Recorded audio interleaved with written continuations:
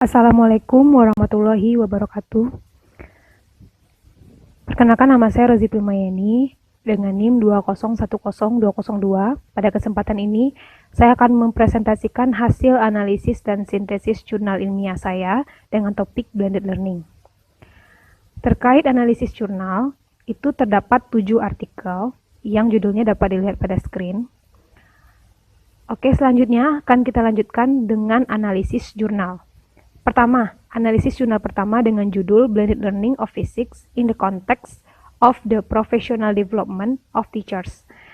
Pada bagian pendahuluan, jurnal ini membahas tentang perlunya pengembangan profesionalitas pada guru yang dilakukan dengan pembelajaran kombinasi atau campuran, yaitu pembelajaran komunikasi tatap muka dan pembelajaran online dengan menggunakan aplikasi sosial media dan LMS Moodle.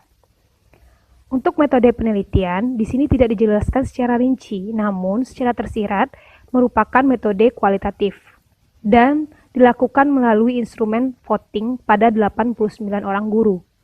Hasil dan diskusi penelitian.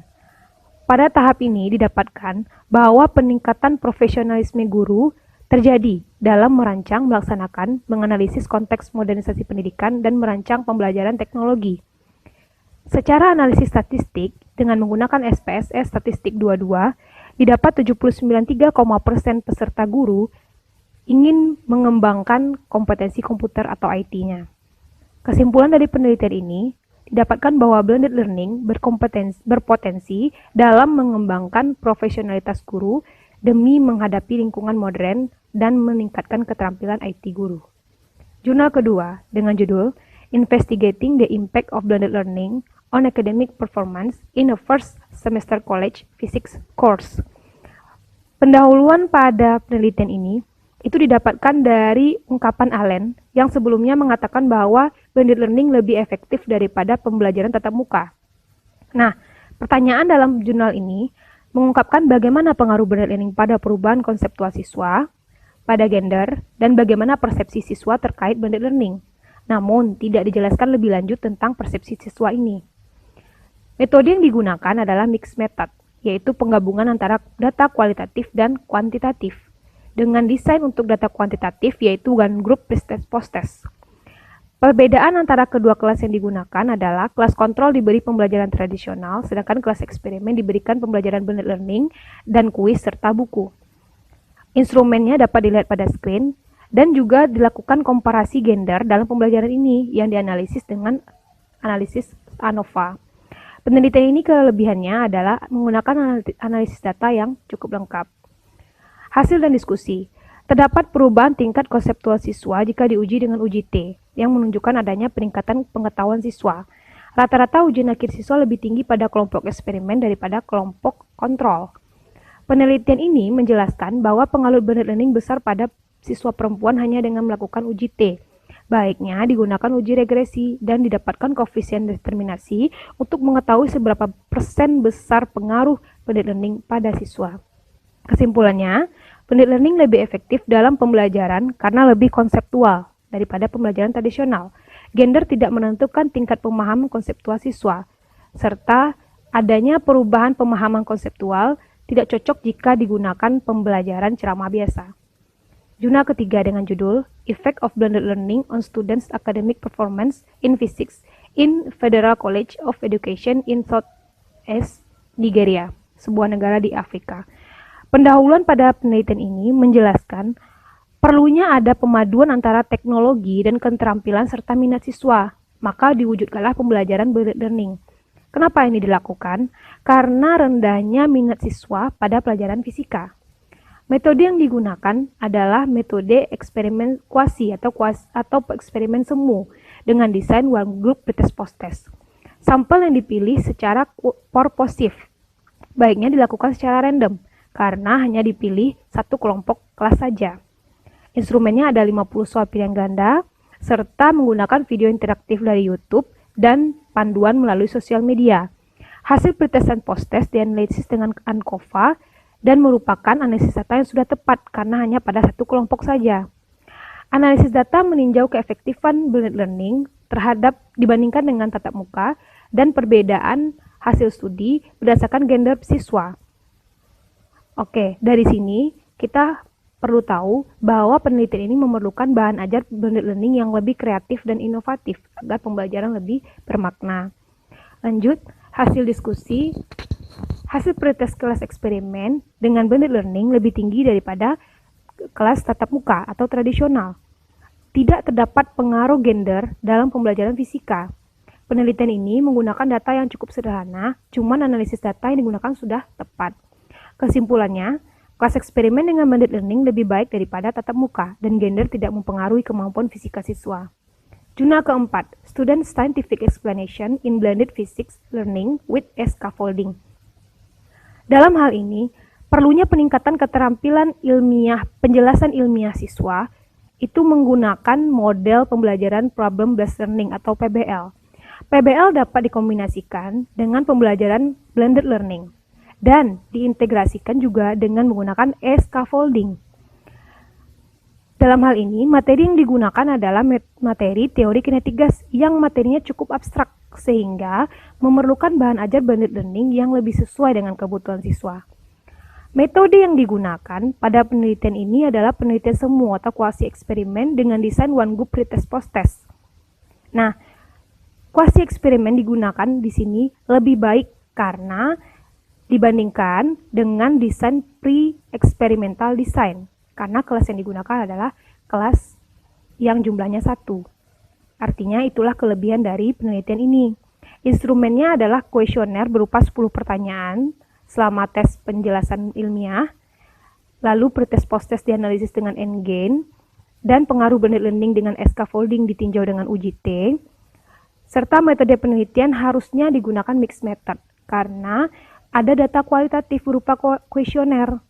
Tentunya dilakukan dengan syarat dan ada syarat dan ketentuan yang berlaku, yaitu adanya interaksi antara data kualitatif dan kuantitatif, serta adanya prosedur yang jelas antara pencampuran kedua data tersebut. Hasil dan diskusi. Hasil endgain pretest post-test menunjukkan peningkatan signifikan terhadap aspek penjelasan ilmiah siswa atau scientific explanation. Skor pretest yang rendah disebutkan karena kemampuan penjelasan ilmiah siswa kurang bagus. Baiknya di sini dijelaskan faktor luar yang juga mempengaruhinya walaupun tidak diteliti. Belajar dengan bantuan komputer dan scaffolding dalam konteks PBL lebih baik daripada tidak menggunakan scaffolding. Kesimpulannya, pembelajaran fisika dengan scaffolding meningkatkan kemampuan penjelasan ilmiah siswa. Blended learning dengan scaffolding membantu siswa aktif dalam memecahkan masalah dengan model PBL tentunya. Baiknya guru membuat siswa lebih berinteraksi atau terlibat aktif dalam pembelajaran, agar siswa lebih kolaboratif. Jurnal kelima, dengan judul The Effect of Blended Learning Problem Based Instruction atau PBI Model on Students' Critical Thinking Ability in Thermodynamic Course. Pendahuluannya, PBI yang digunakan di sini dikolaborasikan dengan blended learning dalam sistem pembelajaran. Media pembelajaran yang digunakan dapat berupa media multimedia interaktif. Dalam penelitian ini tidak dijelaskan lebih lanjut multimedia interaktif seperti apa yang digunakan dalam rangka peningkatan critical thinking skill siswa. Di sini, penelitian bertujuan untuk meningkatkan keterampilan berpikir kritis dalam materi termodinamika dengan integrasi PBI. Metode yang digunakan. Di sini yang menjadi partisipan adalah mahasiswa semester 3 Prodi Pendidikan Fisika dengan metode eksperimen semu dan satu kelompok kelas yaitu desain one group pretest post-test. Dilihat pengaruh penggunaan bahan ajar blended learning dengan integrasi model PBI untuk keterampilan berpikir kritis siswa dengan menggunakan uji endgain. Data kualitatif dengan angket kuesioner dengan jumlah 5 soal setelah diberikan post-test pada siswa. Data kuantitatif melalui instrumen soal keterampilan berpikir kritis, yaitu pretest dan post-test. Dengan adanya kualitatif dan data kuantitatif ini, baiknya penelitian diarahkan pada penelitian campuran atau mixed method dengan syarat ada interaksi dan ada prosedur pencampuran yang jelas antara kedua data tersebut. Hasil dan diskusi. Hasil keberhasilan peningkatan keterampilan berpikir kritis dilihat dari perubahan nilai pretest dan post-test dengan endgain yang didapat dengan kriteria tinggi. Video pembelajaran atau multimedia yang digunakan harus lebih jelas untuk melatihkan critical thinking pada siswa. Kesimpulannya, Pembelajaran yang disertai dengan multimedia dipercaya menghasilkan peningkatan pada hasil belajar siswa. Blended learning adalah salah satu solusi dalam pembelajaran berbasis multimedia disertai integrasi PBI dalam rangka peningkatan critical thinking siswa. Baiknya bahan ajar yang digunakan lebih bervariasi lagi dalam rangka peningkatan critical thinking siswa. Jurnal ke-6, judulnya Design and Implementation of Schoology Based Blended Learning Media for Basic Physics I Course. Di sini, adanya implementasi dari aplikasi blended learning berupa sosial media yang dikenal dengan Schoology, sejenis sosial media yang sama dengan Facebook.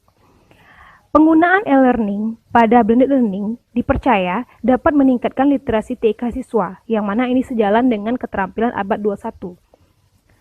Metode yang digunakan dalam penelitian ini merupakan metode berupa penelitian pengembangan, modelnya EDI. Dan di sini dilakukan validasi media dengan menggunakan skala Likert, kuesioner, instrumen soal, yaitu untuk data kuantitatif, dan penelitian ini bersifat kuantitatif deskriptif. Baiknya penelitian ini diarahkan pada penelitian mixed method dengan desain sequential exploratory karena dapat menghasilkan produk. Namun, tentu tetap ada jelas interaksi dan proses pencampuran data kualitatif dan kuantitatifnya, serta penggambaran statistik inferensial lebih baik daripada statistik deskriptif yang digunakan. Hasil dan diskusi. Media blended learning yang dihasilkan dapat berupa silabus RPP dan handout. Validitas produk dan kuesioner untuk validator dan siswa baiknya juga diberikan untuk validator guru. Diberikan tes soal berupa pertanyaan 15 soal pilihan ganda yang disertai dengan umpan balik jika jawaban siswa salah. Kesimpulannya, penilaian pada media pembelajaran terkait validitas, konsep, pemahaman, dan pembacaan masalah siswa, skornya 70%, artinya penelitian ini dapat dikatakan sukses.